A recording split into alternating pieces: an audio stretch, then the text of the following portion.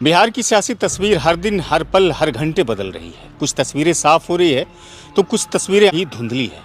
कल नीतीश कुमार अपनी कैबिनेट की आखिरी बैठक करेंगे और उसके बाद फिर वो इस्तीफा सौंपेंगे।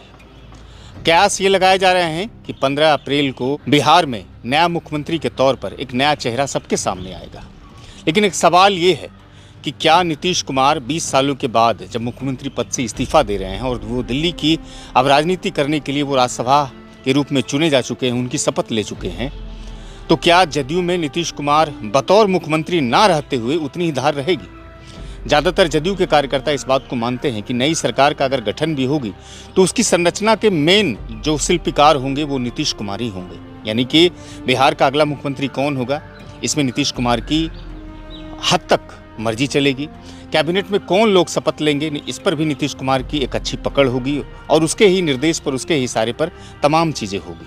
लेकिन ये बातें बिहार के लोग सही तरीके से स्वीकारते नहीं, क्योंकि नीतीश कुमार की तबीयत और उसकी मानसिक स्थिति को लेकर के जिस तरह से अटकलबाजी होती है, चाहे विपक्ष हो या फिर सत्ता पक्ष हो, तमाम तरह के जो लोग चर्चा करते हैं, उससे यही लगता है कि नीतीश कुमार के नियंत्रण में अब न तो जदयू रह गई है, ना ही आने वाली सरकार का गठन जो होने जा रहा है उस पर किसी तरह का कोई उसका अधिकार होगा, उस पर कोई कंट्रोल होगा। आपको याद होगा कि मनीष वर्मा जो IAS अधिकारी 2000 बैच के थे, उन्होंने इस्तीफा दिया था और नीतीश कुमार से बहुत करीबी भी थे। 2024 में वो जदयू में शामिल हुए, राष्ट्रीय महासचिव बने और उसके कुछ दिनों के बाद से कार्यकर्ता समागम पूरे बिहार में उन्होंने हर जगह जाकर करने की कोशिश की और किया भी।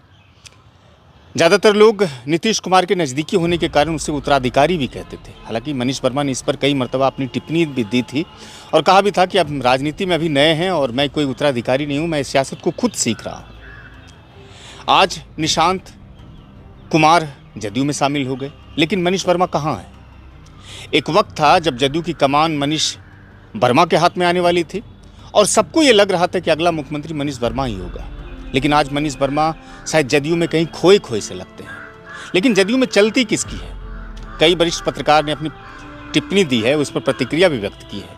कहा है कि जदयू में इस वक्त एलिस यानी कि ललन सिंह और संजय झा, इन्हीं दोनों की चलती है। आपको याद होगा कि जब शपथ लेने के लिए दिल्ली जा रहे थे नीतीश कुमार, तब उनके साथ कौन थे? सम्राट चौधरी थे, विजय सिन्हा थे और संजय झा थे। चूँकि ललन सिंह केंद्र में मंत्री हैं, वो पहले से दिल्ली में थे। जब वो वहाँ गए, उनसे मुलाकात हुई, जदयू के कई बड़े नेताओं का आना जाना हुआ, तमाम चीज़ें होती रही। अब सवाल यही है कि अगर जदयू में ललन सिंह और संजय झा की चलती है तो निशांत वर्मा को क्यों लाया गया? और निशांत वर्मा को अगर लाया गया तो ये खबरें क्यों चल रही है इस वक्त लगातार कई चैनलों पर दिखाई दे रहा है, सोशल मीडिया पर दिखाई दे रहा है कि निशांत कुमार पूरी तरह से प्रिपेयर नहीं है, कोई बड़ी जिम्मेदारी नहीं लेना चाहते हैं। निशांत कुमार कह चुके हैं कि हम बिहार घूमना चाहते हैं, बिहार समझना चाहते हैं, बिहार के लोगों को जानना चाहते हैं। इवन के निशांत कुमार को डिप्टी CM बनाने की बात चल रही थी। ज़्यादातर जदयू के कार्यकर्ता कई तरह की बातें इस पर कहते हैं कि अगला CM निशांत कुमार ही होना चाहिए। पोस्टर फाड़ा फाड़ी हुआ, सब कुछ हो गया। लेकिन निशांत कुमार की तरफ से क्या कहा गया? निशांत कुमार की तरफ से ज़्यादातर यही बातें कही गई जो खबरें आती है सामने से, जो खबरों को मैं कोट कर रहा हूँ। निशांत कुमार कहते हैं कि अभी डिप्टी CM के तौर पर मैं प्रिपेयर नहीं हूँ। इवन के मंत्रिमंडल में कोई सरकार की बड़ी जिम्मेदारी या पद मुझे मत दीजिए, मैं बिहार घूमूंगा, उसके बाद साल भर, उसके बाद ही कुछ फैसला लिया जा सकता है। तो एक तरफ मनीष वर्मा को दरकिनार करना, दूसरी तरफ निशांत कुमार को अगर जदयू में लाया गया तो उसे बड़ी जिम्मेदारी क्यों नहीं दी जा रही है, या फिर वो क्यों नहीं लेना चाहते हैं? क्या जदयू में सब कुछ सही चल रहा है? दूसरी तरफ इस धड़े के दो पक्ष हैं, एक तो जदयू की कहानी है, दूसरी तरफ भारतीय जनता पार्टी की भी कहानी है। भारतीय जनता पार्टी बिहार में पहली मर्तबा एक सियासी अध्याय लिखने जा रही है। सियासी अध्याय इसलिए लिखने जा रही है कि अब उनका मुख्यमंत्री का चेहरा होगा। ज़्यादातर लोग जानकार इस बात को मान रहे हैं कि अगला CM जो होगा नीतीश कुमार के बाद वो BJP का ही होगा।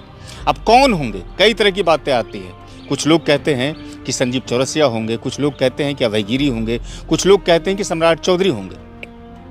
लेकिन ज़्यादातर लोग और राजनीतिक पंडित इस बात को मानते हैं कि फिलवक्त जो इस वक्त स्थिति है भारतीय जनता पार्टी की बिहार में, वो सम्राट चौधरी से ज़्यादा अनुभवी कोई नहीं है। उनके विकल्प भारतीय जनता पार्टी में नहीं है। उन्होंने डिप्टी CM का भी पद देखा है, उन्होंने गृह मंत्री का भी पद देखा है, उसके अलावा अपोजिशन पार्टी का भी पद उन्होंने देखा है। सब सारे अनुभव सम्राट चौधरी के पास में है। इसलिए कुल मिलाकर के सम्राट चौधरी को ही BJP प्रोजेक्ट कर सकती है। तमाम तरह की अटकलें इस पर चल रही है कभी बात आती है दलित महादलित की तरफ से सीएम बनाया जाएगा, कभी ओबीसी की तरफ से बात आती है, कई तरह की बातें आती है, लेकिन मुहर अंतिम कुछ भी नहीं है। हालांकि इस बीच ये भी खबरें हैं कि प्रधानमंत्री मोदी जो शपथ ग्रहण होगा उसमें वो शामिल होंगे और कल वो रात तक दिल्ली से पटना चलकर आएंगे। बिहार और ख़ासतौर से जो उत्तर भारत की सियासी घटनाक्रम है उसमें बिहार एक प्रमुख प्रोविंस है, एक प्रांत है, और उत्तर भारत की नज़रें इस वक्त बिहार के सियासी घटनाक्रम पर है।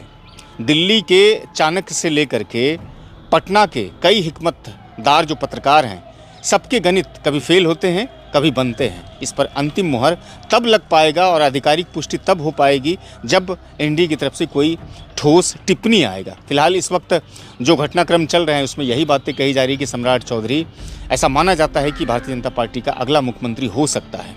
लेकिन सवाल ये है कि क्या अगर सम्राट चौधरी को जिम्मा मिलता है तो बिहार को नीतीश कुमार की तरह सींच पाएंगे या नहीं सींच पाएंगे, ये एक बेहद दिलचस्प सवाल होगा। लेकिन सवाल ये भी होगा कि मुख्यमंत्री नीतीश कुमार अब सीएम के तौर से जब इस्तीफा दे रहे हैं तो जदयू की धार क्या वाकई सीएम के रहते हुए जितनी थी, जदयू पार्टी जितनी मजबूत थी बिहार में, क्या उतनी भी रहेगी, या अब भारतीय जनता पार्टी के सियासी अध्याय की शुरुआत हो चुकी है और जदयू धीरे धीरे बिहार में कमज़ोर पड़ती चली जाएगी।